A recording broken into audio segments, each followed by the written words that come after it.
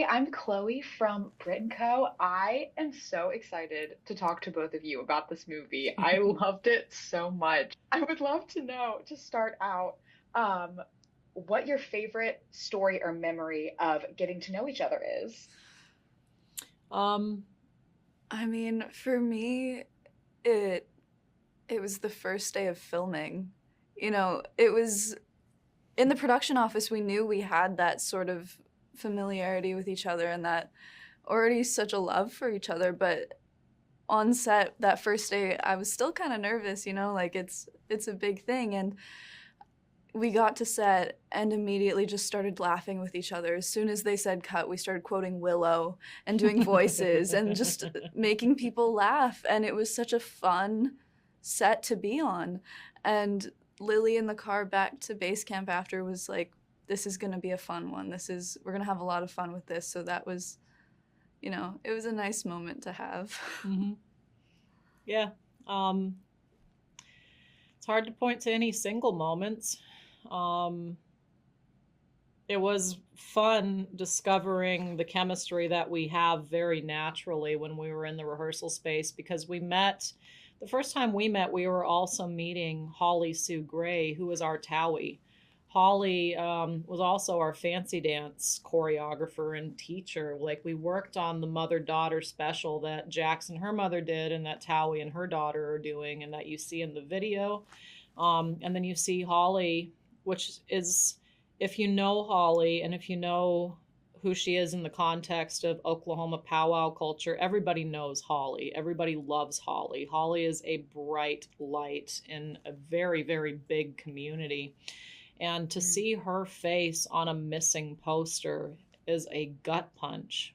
Um, we get to invite the audience into exactly what that means as she portrays Towie and we portray a niece and an auntie who are missing her.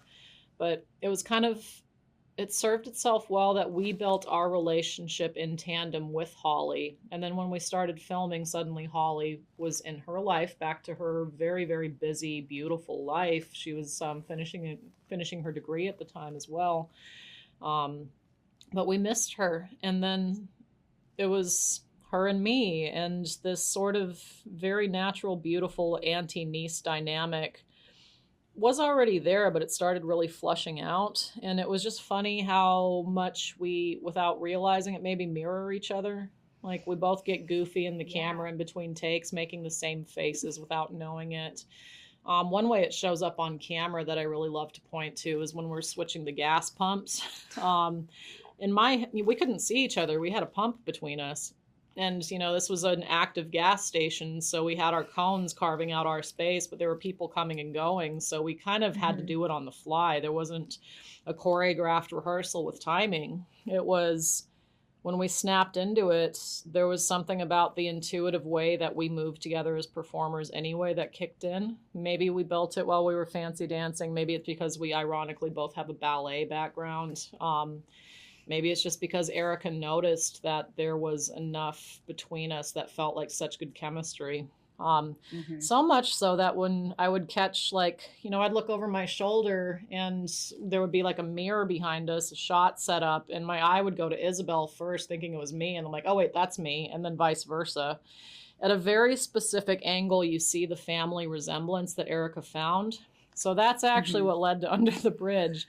I was taking my first meetings with Under the Bridge while in our last 2 weeks of production. I was already having separation anxiety from this one and really sad that we were about ready to move on from this project. So when I met with Quinn and Samir and they said they were shooting in Vancouver, I was like, oh, good. Maybe if I take this project, I can go hang out with Isabel on the weekends. I only have to say bye for a month and then I'll be there again. But in my first meeting with Quinn and Samir, I talked about her. I talked about our project. I talked about fancy dance. And Quinn leaned in when I was talking about Isabel. She's like, how old is she? It's like, oh, she's 17, but she plays 14. Oh, awesome. Do you guys kind of look alike? I'm like, yeah, there's something very striking there. She feels like mini me sometimes. So she's like, well, as a matter of fact, we have a young Cam in our series. So then we sent a still and a sizzle reel from Fancy Dance, and she was offered the part without an audition. So that's how that happened. Yeah. Way to Audiences go. just got to That's see Under the amazing. Bridge first. Yes. And there is so much to unpack in this film. And Lily, I believe at Sundance, you mentioned how much healing there is in telling these stories and how much joy that can be found. What do you hope audiences, both of you hope audiences take away from all of these different nuances and details of seeing this story on screen? I think because it's told by Native women, the story was written by Native women whose mothers are leaders in their communities and part of a community that are the task force that go after and to find our missing, murdered Indigenous people. The name Jax comes from Jax Actuga, who is a founder of the National Indigenous Women's Resource Center, which is the grassroots Native woman-led organization that created the first database of names of missing women. The FBI didn't have even a list of names of missing women, of missing Indigenous people. NIWRC are the ones who created that. So by being invited into this world by Native women, you get to experience it through our experience. You don't learn about MMIP by looking at a brutalized body. You learn about it by feeling the absence of somebody that's very loved by two characters that you find yourself very much rooting for, in all their complexity and all of their flaws, particularly Jax's. So I really hope that audiences, instead of hearing about a statistic and learning about it through the lens of what is oftentimes a white savior, this is a little bit more reflective of what our reality is.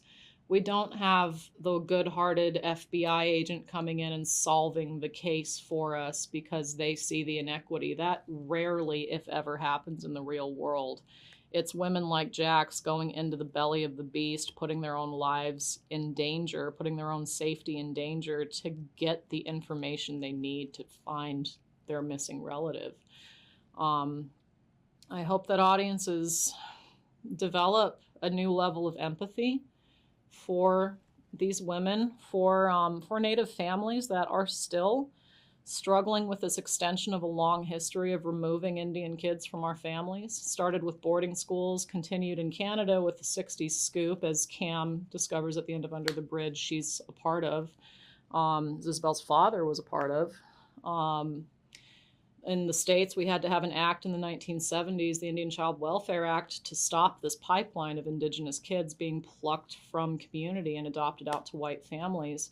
And that legacy is continued through the foster care system, through kids going into the system and not coming home. So these are things that touch all of our lives. They're very real to us. And if audiences engage with Fancy Dance, they get to learn about it from an inside-out perspective in a way that I just hopes build empathy. And I hope in rooting for Jax and Roki to overcome their obstacles, they want those obstacles removed themselves. And there's very tangible action that can be taken to remove those obstacles for Native people. And I hope that within watching the film, people can see themselves in it. The intersectionality of the film is so beautiful. I hope that Indigenous audiences and queer audiences can see themselves represented on screen. And, for so long, that's something that a lot of us haven't had. And I hope that women can watch it and see, even female bodies are destigmatized in the film. There isn't a moment where Roki's ashamed of herself in any way, in any of those aspects of her life. She bleeds all over the cop's car and she laughs about it. She walks around with period stains on her shorts and she's okay with that. It just happens sometimes. It just happens sometimes. And she looks at it as something to celebrate. And I hope that people see themselves in that and want to celebrate themselves within that as well. Yes, absolutely. Well, congratulations on this movie, for real. I cannot wait for everyone to see it. Thank you so much.